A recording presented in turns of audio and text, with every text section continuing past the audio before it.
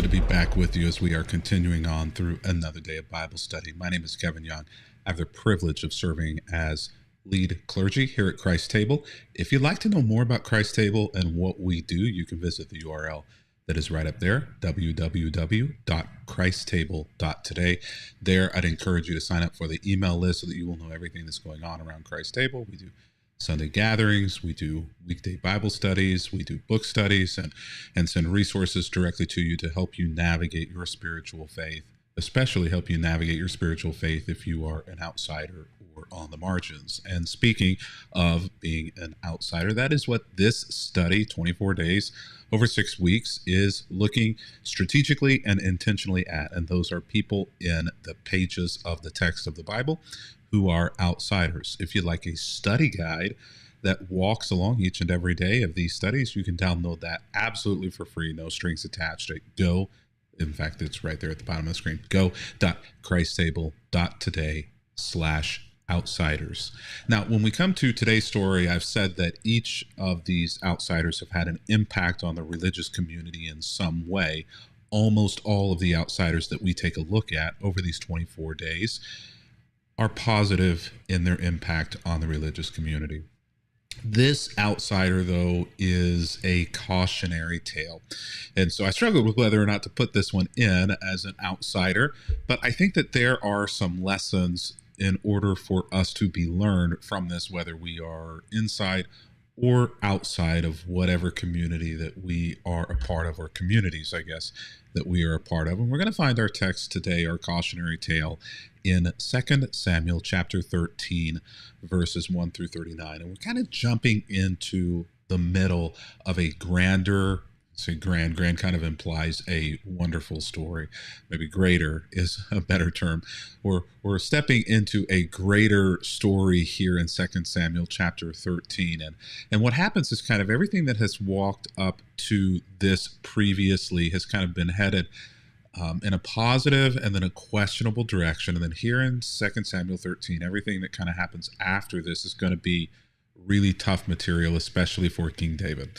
King David is not the central figure in our story today, but King David is the central figure in 2 Samuel.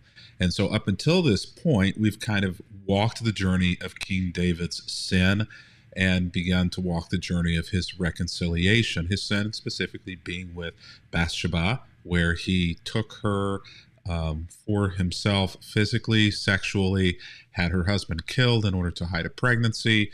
He was found out. And so all of that has kind of been a part of the narrative up until this point. But what happens here in 2 Samuel chapter 13 is we begin to see all of those sins of the fathers begin to wash over into many other faces and places in the story. And so that is where we come to Absolom today, who is one of King David's sons. Now, King David, his most famous son perhaps is Solomon, but he had many sons, and we're going to be introduced to a couple of them here in this text today in 2 Samuel chapter 13.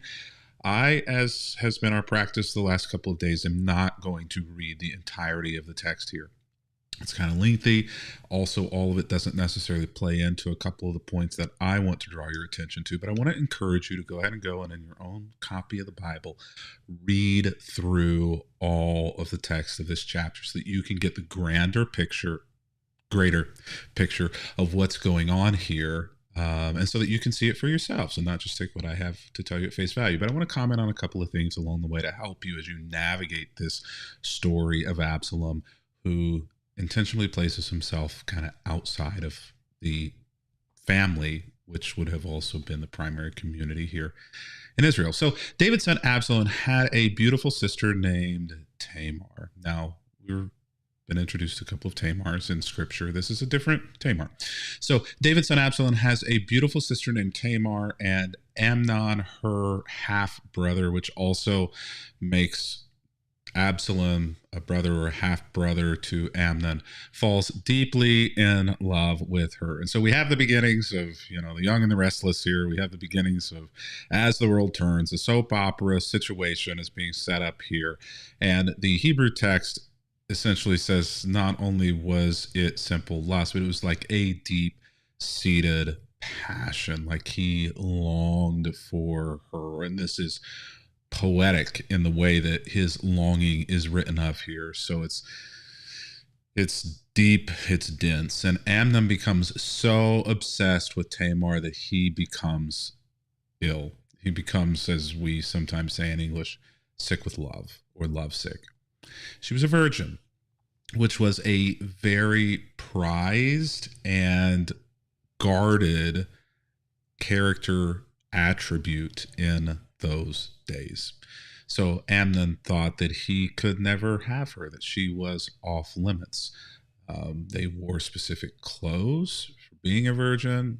Losing the virginity was a very important and precious and financially important thing for the father. We're living in a patriarchy society, and she is the one of the at least prized daughters of the king David. So she is a princess.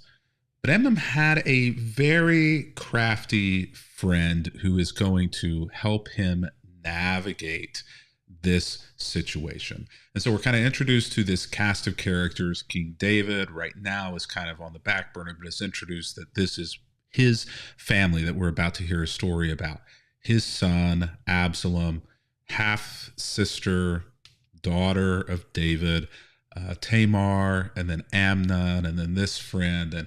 And the picture that's created as you begin to read through these verses is essentially kind of two camps forming within David's family that are antagonistic against each other.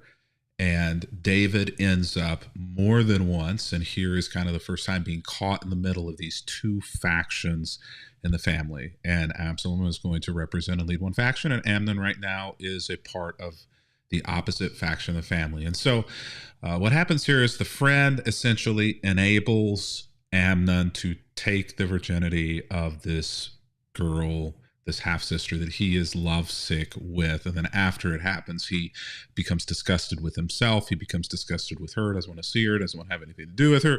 It's a story as old as time, right? Gets what he wants and then doesn't want what he got. Thinks of all of the ramifications of all of this, and he's down with her. He's there with her. And so this essentially means now that she is in this society used and abused. And I hate to say it this way, but this is the way that it is, essentially worthless, without worth. The word that my text uses here in English is desolate. And that's not just a intimate, physical, sexual word, that she had been desolated, but also that her life had been desolated, her worth had been desolated, her future had been desolated, that everything in that moment was taken from her, and he was not even willing to give himself to her anymore. And this creates a intense amount of drama because she, as a woman in this society, has absolutely no recognized power of her own. So she becomes victim now of a power struggle in which one brother wants political advancement. This is Absolom, our outsider for the day. And the other, she becomes a victim of his passionate pleasure, and she gets caught in the middle of this story. And sadly, the story kind of moves along from her, which says a lot about the society, but also tells us that the interest here in this story from Samuel, or from the storyteller, is to follow the outcome of the sin and the family of David as it makes its journey forward. And it's not a pretty picture. When King David hears what happens, he is very angry. And though Absalom never spoke to Amnon about this, Absalom hates Amnon deeply because what he had done to Tamar. So the story now shifts, and Absalom essentially makes this grand plan in order to murder Amnon, in order to take retribution on him for the way he has treated Tamar. And so this elaborate thing is put together where he is going to be at a dinner with all of Amnon's brothers, and at that dinner he takes Amnon's life. Wait until Amnon gets drunk, then at my signal kill him. Don't be afraid, I'm the one who has given the command, which means that the king, that David isn't going to hold you responsible for taking Amnon's life. He's going to hold me responsible. So be courageous. Just do it. So at Absalom's signal, at this meal, they murder Amnon. Then the other sons of the king jumped on their mules and they flee away. And as they were on their way back to Jerusalem, the report reaches David, and there is some mix-ups in the report as to who was dead and who wasn't dead. But essentially, David learns ultimately that Amnon has died. So he gets up, he tears his robe, he throws himself on the ground, and his advisors also tear their clothes in horror and sorrow. And this is only the beginning of David's worries as the two camps in the family divide even further. And as now Absalom is set against David, and David is set against Absalom, and Absalom becomes the greatest threat to David and to his rule and to his kingdom. And it is chaos from here on out. What we see in this chapter and what we see in David's family is essentially here, sadly, not so much a commentary on the right or wrongness of adultery and treating women in this way. And I will say I'm disappointed that it is kind of glossed over here. But part of the reason why it may have been glossed over here is because it has been dealt with deeply in the previous chapters with David and Bathsheba. And so what we see here is essentially a repeat situation where one of David's sons essentially acts in the same way that David acts. He sees something that he wants and he finds a way to get it. This is what David did to Bathsheba, and this is what Amnon does to his half-sister Tamar, and then rejects. And so David's tearing of his clothes and David's reaction to this certainly is centralized on his own grief over the tension in his family, the death of a son, but I think probably is also centered around his recognition and realization that the sins of the fathers, his sins and his drives and his deficiencies and weaknesses have been passed on to the next generation, and that he has not equipped them any better to deal with these situations and these drives and these deficiencies in themselves as he was equipped to deal with them himself. So we see a commentary here, sadly, not so much just on Tamar, but we understand why that is because it's been commented on previously. But we see a commentary on violence here, and specifically hatred. One of the underlying themes that we see in David and in his life, and then in his sons and in his family, and rolling out from here is this jealousy, this hatred, this brother literally set against brother and warring among those with whom we should be united and walking alongside of. Now, I could make grand conclusions and parallels from this kind of behavior, brother set against brother, and violence and hatred between people who should be blood relation that should not be acting that way. I can make parallels to write the family of God, to the sons and daughters of Jesus, who still even today in the church do this kind of thing, right? Who practice violence and hatred and jealousy between those which they should be getting along with, between those with whom they all share the same blood line of Jesus, right? And so we see this hatred here within Absalom that drives him to taking the life of Amnon. Now, retribution, certainly what Amnon did was wrong, but now what Absalom did was wrong. And it's hard to lay and line out here all of the nuances that are happening, because this isn't just a crime of retribution. This is also a crime of disdain and disgust, of family violence and hatred against each other, against King David, amongst lust for power and for the throne. And this is what we begin to see publicly and outwardly from Absalom, is this desire to not be second, to have the throne and to take the throne of David by force. And we see Absalom just here, where he took what he wanted and did what he wanted by force and wasn't hiding it. Blame me. Tell him I gave the command.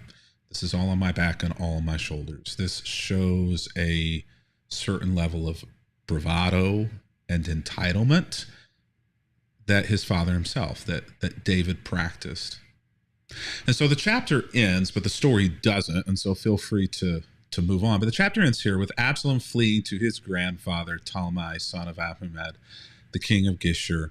And he stays there in Geshur for 3 years. And King David, now reconciled, now accepting, now through the mourning period and having essentially moved on from Amnon's death, longs to be reunited with his son Absalom. But this is a longing which will never come to fruition. This is a longing and a connection and a reconciliation that essentially will never come to pass, no matter how badly David wants it or desires it or works towards it.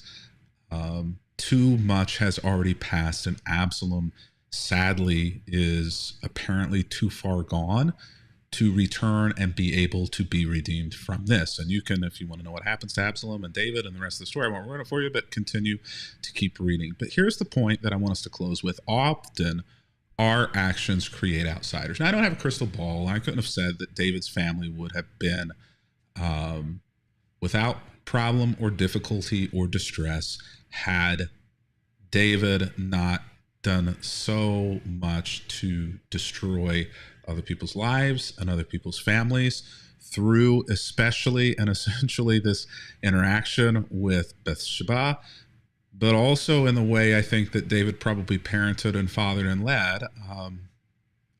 David in a lot of ways is a cautionary tale in the way that he raised and interacted and lived out his life, especially in very important moments, created a snowball effect that led to so many of the outsiders in his own family and in his own life and in his own backyard.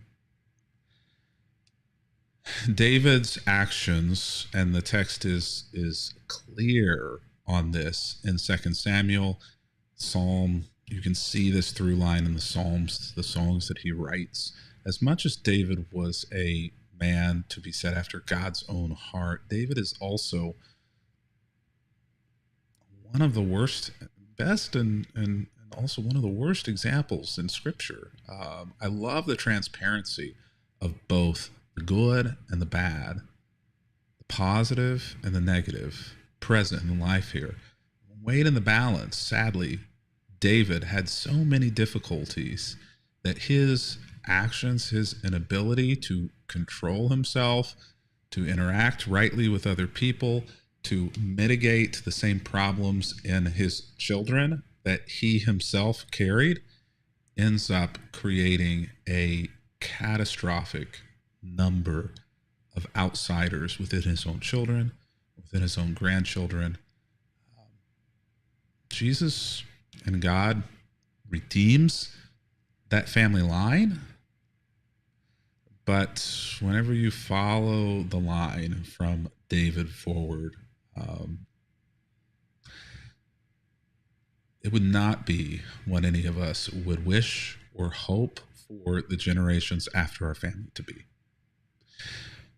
And so, though many of us may feel as though we have been harmed or wounded or traumatized, and though many of us may actually have been harmed or wounded or traumatized in the journey of faith or in other journeys in our life, we have to reflect then on how we internalize and then how we externalize those things in the world around us and in our family. What is it that the saying goes? Hurting people hurt people. You know, I have been on social media long enough and followed enough key influencers and individuals to know a lot of their stories. And I'm certain that this has been descriptive of me at certain points in my journey as well. Oh, but for the grace of God go I, as the saying goes. But oftentimes, sadly, what I see is that I know the hurt and the trauma that many of those people have experienced. And rather than leveraging and using that trauma in ways that are good and that are healthy because they've reconciled it and come to terms with it and now are in control of it, unfortunately, it controls them. And you can see them bleeding out, hurting people hurt people, and I can see the hurt in them as they end up wounding person after person after person. And it doesn't just happen on social media. It happens in ministry. It happens in church leadership. It happens in the corner office, pastoral chairs. It happens in secular businesses and things as well, educational centers and relationships and families and households. And the key here, I think, for me is recognizing that you have the capacity through many of your words and deeds, your actions, to push people away and outside, or to draw people in. You may not always be doing one or the other, but some ratio of pushing and pulling. But heal thyself, and as much as is possible, protect those who are coming behind you from living your story again badly. For the grace of God, does an Absolom not come after your David? Until tomorrow,